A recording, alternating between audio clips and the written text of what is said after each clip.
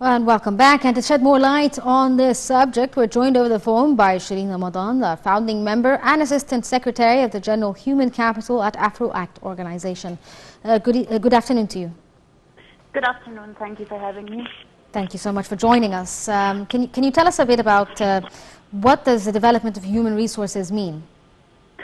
Right. Well, the development of human resources basically focuses on having more skilled and capable human capital. Actually, I do hear my voice like the echo.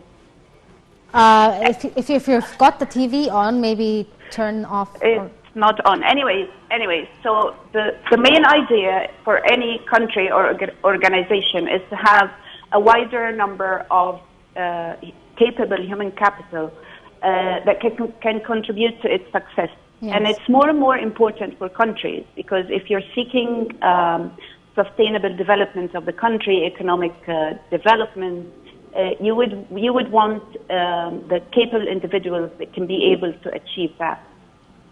So why is it important to develop human resources? And I mean, you just explained what it means, but why is it important for developing nations to do that? Right. Well, especially for developing nation who seeks after, increasing their production, increasing their GDP, increasing their exports, manufacturing, whatever you are seeking to achieve sustainable development or economic development, etc. You will have to have the human element as the main, the main element that will contribute to doing that. And in order to achieve that, you have to, achieve a few sectors in this area, like education, training, working with youth, working with minorities, to try to accommodate them to the globalized and diversified working environment. Can you tell us what kind of challenges that the young people face today when it comes to the job market? Right. Well, young people today actually are facing a lot of challenges. You know, we are in a rapid changing working enviornment. Yes.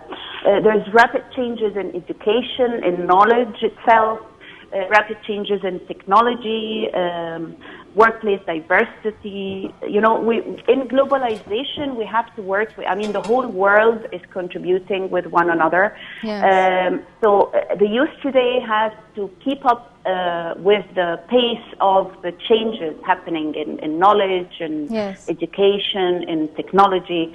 They have to have the skills, they have to be multi-skilled. They have to have the adaptability and flexibility of being able to deal with the changes happening in the world every day. So this is a little bit challenging, and actually it causes a lot of pressures for the youth, or for the workforce, and for the country, in fact, because the country has to keep up as well with the pace, with the fast pace, to provide the education and training and the knowledge required for the youth to be able to keep up. But I mean, usually the statement would be true that the younger generation are more tech savvy than the older generation. Do you think this is the case here in Egypt, that younger people are more tech savvy, or they understand technology better? Of course they do, because, you know, they are, younger generation has more adaptability than we used to have, because they are open on the world. They use the internet. They get to know things more than we used to. We were, before the internet, no matter how much education you get in one area, you can be technically very good in this area, but you don't have the window open on all the other sorts of knowledge available. I mean, you can have someone who's so good in math or physics, but now younger generation are already exposed to all sorts of technology, let it be from games to even education.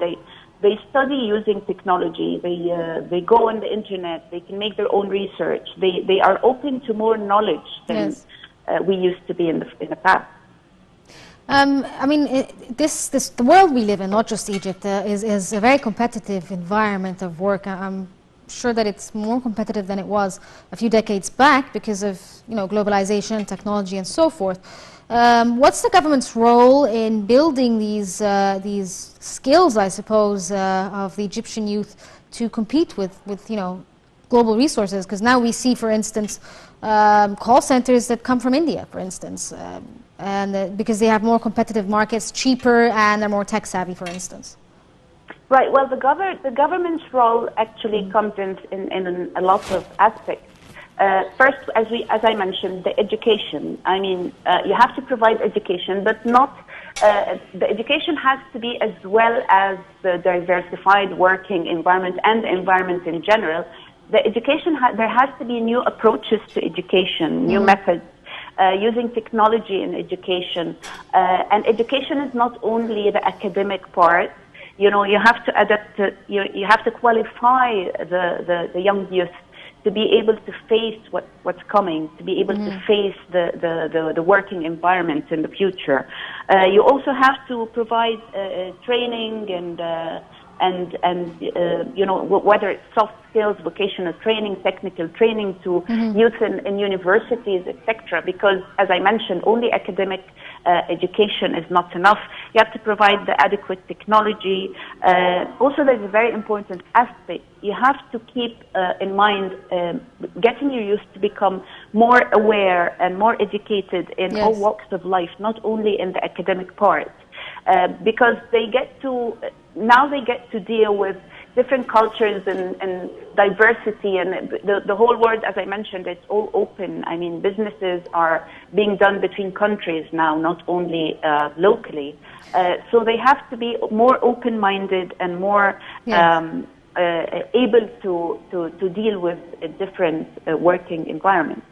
The president spoke about, job creation and the fact that these mega projects are providing employment for people generally in Egypt, and that unemployment has decreased despite the coronavirus pandemic in Egypt. But these projects are eventually going to end. Do you think that the job market will still be open, and this will still mean that there's more creation of jobs? Right. Well, the most important, now we're talking about developing human capital, we're talking about qualifying the youth, qualifying the workforce available in the market. But on the other hand, like simultaneously, you have to always work on creating job opportunities and opening more jobs available for the youth to be able to utilize the skills that they have acquired. As I mentioned, in order to achieve development, economic development, sustainable development, you have to utilize the work. It's like you don't know which is first. I mean, you have to have the adequate workforce, the capable, skilled workforce, and in the same time, you have to have the opportunities to be able to utilize the workforce available. What about the 2030 Agenda for Sustainable Development? How do you see the youth figuring out into this agenda? Obviously, the youth in Egypt are the larger part of the population. How does the vision provide opportunities for them, and how will they build their country? Right. Well, we are working with the Global Agenda 2063, and we have the Agenda 2030, which is the local agenda that is launched in February 2016. And it's basically based on the principle of comprehensive sustainable development and balanced regional development. And as I mentioned, in order to achieve that, it actually reflects on three dimensions. It's economic, social, and environmental. And in order to achieve that, you have to focus on improving the quality of life and improving the standard of living for Egyptian citizens in various aspects of life. Like, for example, when you say you ensure that they have social inclusion and participation in political life. Here you're talking about youth, women, minorities. You have to include, you have to have inclusive participation, like you have to include youth. Because if you invest in youth, you actually invest in the future. Yes. And when you're talking sustainable development, you're talking future. You're not talking just development for some time. So basically, there's a big focus on youth and investing in youth because in all areas, not only education and training and having them ready for the working environment to be able to utilize their skills, but also to have them involved in the political life and to have them have a better standard of living, to invest in the human being in general, building their creativity, promoting increased knowledge and innovation, scientific research in all areas, like having them prepared, having them having a better standard of living, having them involved actually in the whole development of the country overall. The president spoke about education and the importance of education and the fact that, you know, knowledge about sciences is not just the main part. I mean, it's not, obviously it's important, but it's not the only thing that education is all about. Like, there's non-scientific studies as well that can build the human capacity, such as, you know, learning about philosophy, morality, and this sort of thing. Do you agree? Yeah, definitely I agree, because, you know, inclusive education is not only education of human beings. As I mentioned earlier, we are in a different era now, not like the industrialization era where we would have, like, the worker would just have some skills to sit on a machine, and it's very limited. The knowledge you have is very limited, and it grows on you by experience and practice.